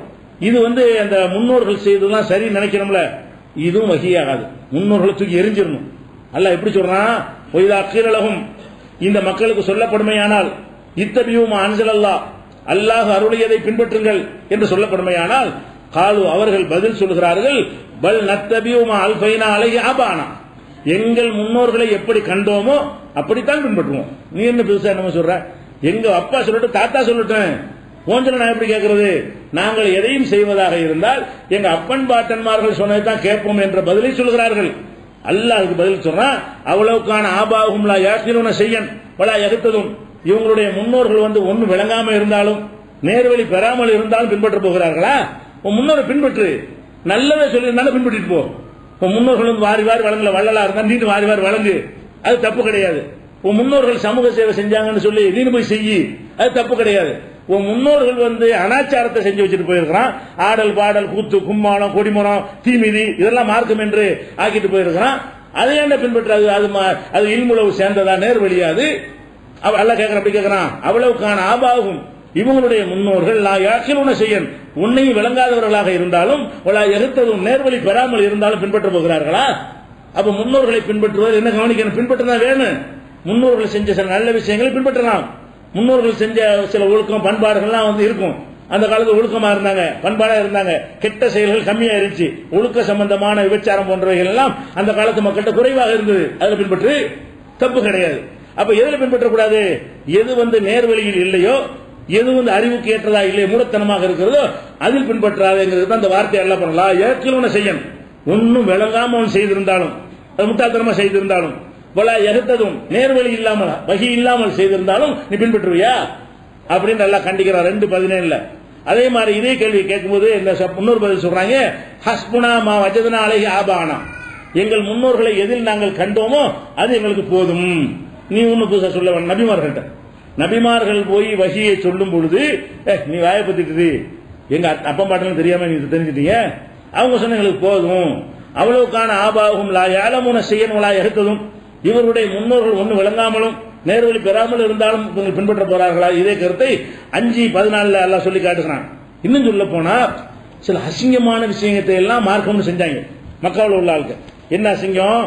காபாங்கிற புனிதமான ஒரு ஆலயம், அவங்களும் புனிதமா மதிச்சாங்க. நமக்கும் புனிதமான ஆலயம். ஜாகிலியா மக்கள் என்ன செஞ்சாங்க? காபத்துல்லாவை ஒரு புனிதமான ஆலயம் மதித்தார்கள். அந்த காபாவில் தவாவும் செய்வார்கள். தவாப் ஊர்ல இருக்கும்போது ஒழுங்கா ட்ரெஸ் போட்டுக்கிறவன் தவாப் செய்யும்போது ஆவது போட்டுருவாங்க.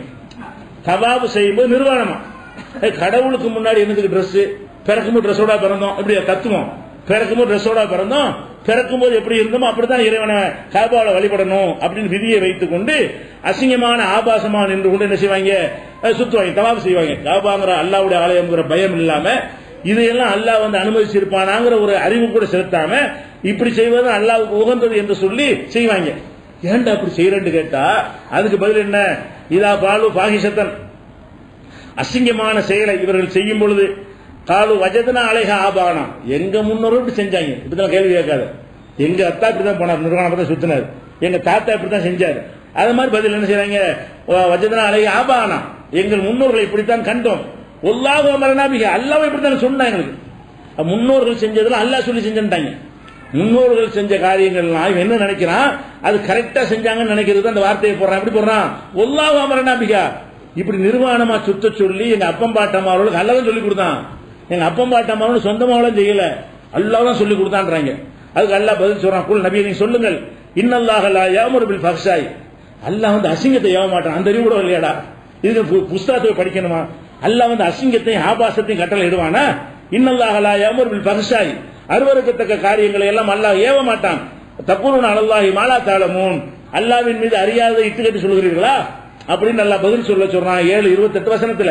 அப்ப இதுல என்ன வந்திருக்கு என்று கேட்டால், முன்னோர்கள் செய்யற கெட்ட காரியம் கூட அல்லாஹ் சொல்லித்தான் நினைக்கிறாங்க. இந்த குறவன் குறித்து டான்ஸ் எல்லாம் ஆடினாங்கல்ல கந்துரிங்கிற பேர்ல, எந்த அடிப்படையில் அவன் செய்யறான், நம்ம அப்பம் பாட்டமாரோ செஞ்சாங்க, அது மார்க்கத்தில் இருக்கும், மார்க்கத்தில் இல்லாம அவனை செஞ்சிருப்பாங்க அப்படின்னு நினைச்சு கொண்டுதான் செய்யறான். கொஞ்சம் கூட உறுத்தல் இல்லாம கேபரா டான்ஸ் வரைக்கும் போடுவாங்க. இதுல கந்துரி விழாக்கள்ல அவன் அப்பம் பாட்டம் செஞ்சாங்கிறதுக்காக வேண்டி என்ன ஏன் உறுத்தல் இல்லாம செய்யறான், அது மார்க்கத்தில் உள்ளது அல்லாஹ் சொல்லியிருப்பான். எல்லாம் அஜத் மாதிரிலாம் பார்த்தானே இருக்கிறாங்க. இந்த அஜத்துல பெரிய பெரிய அஜத்துல இருந்தாங்க அந்த காலத்துல, அவங்க எல்லாம் கூட சொல்லியிருப்பாங்கல்ல. இதெல்லாம் ஆதாரம் வச்சுக்கிட்டு அல்லாஹ் அமரனா பிஹா, அல்லாஹ் தான் இப்படி கட்டளையிட்டான்ங்கிறார்கள். அதே மாதிரி ஒவ்வொரு நபிமார்களும் சொல்லும் பொழுது காலு அஜத்தனாலி தல்பித்தனா அம்மா வஜதனாலை ஆபானா, எங்கள் முன்னோர்கள் எதில் இருந்தார்களோ அந்த வழியில் நாங்கள் போவதை தடுக்க வந்திருக்கிறியா? நாங்க எங்க அப்பம்பாட்டம் பாதையில் போறோம், நீ நபின்னு வந்து கொண்டு அதை தடுத்து நிறுத்த பாக்குறியா? ஓ தக்கூன லக்குமல் கிபரியாவும், உங்க 2 பேருக்கு மூசா ஹாரூன் சொல்றாங்க ஃபிரௌனுடைய கூட்டத்தார், ஓ தக்கூன லக்குமல் கிபரியா, உங்க 2 பேருக்கு மட்டும் பெருமை ஏற்படணும், அந்தஸ்து ஏற்படணும் என்பதற்காக வந்திருக்கிறீங்களா அப்படின்னு சொல்றாங்க. ஒமா நகுனு லக்குமா பிமுனின், நீங்க வந்து சொல்றத நாங்க நம்ப மாட்டோம், எங்க முன்னோர்கள் வழியை மாத்த சொன்னால் கேட்கறாங்க, தயாரா இல்ல. எப்ப தயாரா இல்லைங்கிறான், 10 அற்புதங்கள் எடுத்து போடுற, அதுக்கு பிறகு சொல்றோம். மூசா நபி கைத்தடியை பாம்பாய் காட்டுறாரு, கையில் அப்படி காட்டுறாரு, வெளிச்சம் பளிச்சுன்னு அடிக்குது, இதெல்லாம் பார்த்து ஒருத்தர் நேர்வழிக்கு வரணும், இது கூட அதை அசைக்க முடியல. எதை முன்னோர் பக்தியின் உள்ள ஊட்டி இருக்குது, அதை வந்து இந்த அத்தாட்சிகள் அவ்வளவு அற்புதமான அத்தாட்சிகளை காட்டின பிறகு கூட இதெல்லாம் தூக்கி போயா பண்ணிட்டாங்க. நம்ம ஆளுநர் சின்ன வரப்போது குரலி வித்தக்காரன் சொன்ன பய கட்டி நிக்கிறாங்க. நம்ம பாக்குறோம் ஒரு குரலி வித்த பொய்யா ஏதாவது செய்வாங்களே, அவனை கேட்டு பயந்து நடுங்கி நம்ம மக்கள் இருக்கிறாங்க இந்த காலத்துல. இவன் எவ்வளவு தெனாவட்டில் இருக்கான்னு கேட்டா, நீ அதை விட பெரிய அற்புதத்தை கைத்தறியை போட்டு பாம்பாக்குனாலும் சொல்றான். முன்னோர்கள் சொன்னது மாத்திரம் ஏற்றுக்க முடியாது, அவங்க உன்னை விட பெரிய ஆளுக்கு கரெக்டான ஆளுக்கு இப்படின்னு சொன்னார்கள் என்று 10:78 அல்லாஹ் சொல்லி காட்டுகிறான். அதே மாதிரி அறிவுபூர்வமா கேட்கிறாங்க சில நபிமார்கள், இப்ராஹிம் அலைஹிஸ்ஸலாம் மாதிரி நபிமார் கேட்கிறாங்க, ஹல் யஸ்மா உனக்கு ததுவும், நீங்க ஒரு கல்ல போய் வணங்குறீங்களப்பா, நீங்க கூப்பிடும் போது அது காது கொடுத்து கேட்குதா? கூப்பிடுறீங்களா அவரை இவரேன்னு கூப்பிடுறீங்க, அந்த சிலைகள் வந்து காது கொடுத்து கேட்கிறதா அப்படி கேட்கிறது. அவ என்போ உனக்கும் எழுதணும் அல்ல உங்களுக்கு நன்மையாவது தீங்காவது அதுவே நேரடியாக செய்கிறதா, அப்படிதான் பார்த்துருக்கிறீங்களா அப்படின்னு அறிவுபூர்வமா நபிமார்கள் கேட்டா, காலு அதெல்லாம் பேசாத, பல் வஜதன் ஆபானா கதாலிக்க போகணும், எங்க அப்பா மாட்டேன் ஆளை பார்த்து போ, கேட்குதா கேட்கலையா அது எங்களுக்கு என்னதுக்கு, அப்ப சிந்திக்க மாட்டேங்கிறாங்க. சிந்திச்சு பார்த்து ஏத்துக்கிறான்னு சொன்னா அந்த விளையாட்டுலாம் கிடையாது, எங்க அப்பம் பாட்டம் சொன்னா சிந்திக்கிற வேலையே கிடையாது, அதான் அந்த வாழ்ல போய்கிட்டு இருப்போம் அப்படின்னு சொன்னாங்க. அப்ப இந்த மாதிரி அதுக்கு இதுக்கு நல்ல பதில் சொல்றான், 26, 24 சொல்றான். அதே மாதிரி ஒய்தா கீழலகம் எத்தபியும் ஆன்சல் அல்ல, அல்லாஹ் அருளியதை நோக்கி நீங்கள் பின்பற்றுங்கள் என்று சொன்னால், பல் நத்தபி மாவஜதனாலே ஆபானா, எங்க அப்பா சொன்னா தான் கேட்போங்கிறாங்க. அவ்வளவுக்கான ஷைத்தான் எதுவும் இல்ல அதாபி சயீர், ஷைத்தான் நரக வேதனைக்கு அழைத்தாலும் அதை கேட்பியா? அவன்லாம் ஷைத்தான், அப்பம் பாட்டன் கெட்ட செயலை செஞ்சிருந்தா அவன்லாம் ஷைத்தான், அவனை நரகத்திற்கு உன்னை அழைக்கிறான், நீ அது போக போறியாண்டு என்ன செய்யறான், கடுமையாக எச்சரிக்கிறான் 31, 21 வசனங்கள்ல. அப்ப இந்த மாதிரியாக நம்ம வந்து மார்க்கம் என்கிற பெயர்ல உலமாக்கள் சொன்னாங்க, பெரியார்கள் சொன்னாங்க, ரொம்ப காலமா இருக்குது, மெஜாரிட்டி சொல்றாங்க, இதெல்லாம் நிக்குது. இன்னைக்கு வரைக்கும் சில மக்கள் வருவதற்கு எது தயக்கமா இருக்கிறது, அவங்க சொல்லலாம் ஜாஸ்தி கரெக்டா தான் இருக்குது, ஆனா கம்மியா இருக்காங்களே, இவங்க என்ன ஜாஸ்தியா இருக்கிறாங்க, இதனால வர மாட்டேங்கிறாங்க. நடுநிலையா சில பேர் நின்று பாக்குறாங்க, பார்த்து எண்ணி பாக்குறான், கம்மியா இருக்குது, இது ஒரு அளவுகோல் இல்லை என்று திருக்குரான் மூலமாக நம்ம பார்க்கிறோம். அப்ப இதெல்லாம் வகை கிடையாது. இது போக இன்னொரு விஷயத்தையும் பார்க்கணும், இதுதான் முக்கியமானது. இதிலிருந்து வரக்கூடியதான் உங்களுக்கு முக்கியமா கவனமாக நீங்கள் கேட்க வேண்டிய ஒரு பாடம். அது என்னவென்று சொன்னால், குர்ஆன் அல்லாஹ்வுடைய வஹி என்பதை நம்ம நிரூபித்தோம். ஹதீஸ் அல்லாஹ்வுடைய வஹி அது நிரூபித்தோம் ஆதாரங்களோட. ஹதீஸை மறுக்கிறவன் முஸ்லீம் அல்ல என்பதை நிரூபித்தோம். ஹதீஸை நான் ஏத்துக்கிற மாட்டேன், குர்ஆனை மட்டும்தான் ஏத்துக்கிறேன் என்று எவனாவது சொல்வானேயானால் அவன் யாரு? காஃபிர் என்று அல்லாஹ் தெளிவாக உலாயிக்கு ஹுமுல் காஃபிரூன ஹக்கா, அவன் தான் மெய்யான காஃபிர் என்று அல்லாஹ் அளித்திருக்கிற தீர்ப்பையும் இன்னும் பல வசனங்களையும் சான்றாக சொல்லி உங்களுக்கு சொல்லிவிட்டோம். ஆனால் இந்த ஹதீஸை பின்பற்றுகிற விஷயம் வரும் பொழுது தௌஹீத் ஜமாஅத்தில் இருக்கிற நாமளே அல்லது ஹதீஸை பின்பற்றும் சொல்லக்கூடிய யாருமே அனைத்து ஹதீஸையும் பின்பற்றுவது கிடையாது. அது ஏன் நீங்க விளங்கிக் கொள்ள வேண்டும். நாமளும் பின்பற்றுவது கிடையாது. மற்ற எந்த குரூப்பை சேர்ந்தவர்களாக இருந்தாலும் ஏதோ ஒரு காரணத்தை சொல்லி ஹதீஸ்களை தள்ளுகிறார்கள். நாமும் சில காரணத்தை சொல்லி ஹதீஸ்கள் சிலவற்றை மறுக்கிறோம், சிலவற்றை மற்றவர்களும் மறுக்கிறார்கள். யாரும் ஹதீஸ் என்று சொல்லப்பட்ட அனைத்தையும் ஏற்றுக்கொண்ட ஒரு குரூப் இல்லை. ஹதீஸ் சொல்லப்பட்ட அனைத்தையுமே நாங்கள் ஏற்றுக்கொள்வோம் யாரும் சொல்ல மாட்டேங்கிறாங்க. அப்ப குர்ஆன் என்று சொன்ன உடனே அப்படி ஏத்துக்கிறோம். குர்ஆன் சொன்ன உடனே அதுல சஹீஹான குர்ஆன், லைஃபான குர்ஆன், பலமான குர்ஆன் வசனம், பலவீனமான குர்ஆன் வசனம் இருக்கா? இல்ல. குர்ஆன் வசனம் இது குர்ஆன் என்று சொன்ன உடனே அதுல எந்த விதமான கொஸ்டினும் இல்லாம, எதையும் மறுக்காமல், எதையும் நிராகரிக்காமல், எதையும் தள்ளுபடி செய்யாமல் அனைத்து வசனங்களையும் நம்ம என்ன செய்யறோம்? ஏற்றுக்கொள்றோம். அனைவரும் ஏற்றுக்கொள்றார்கள்.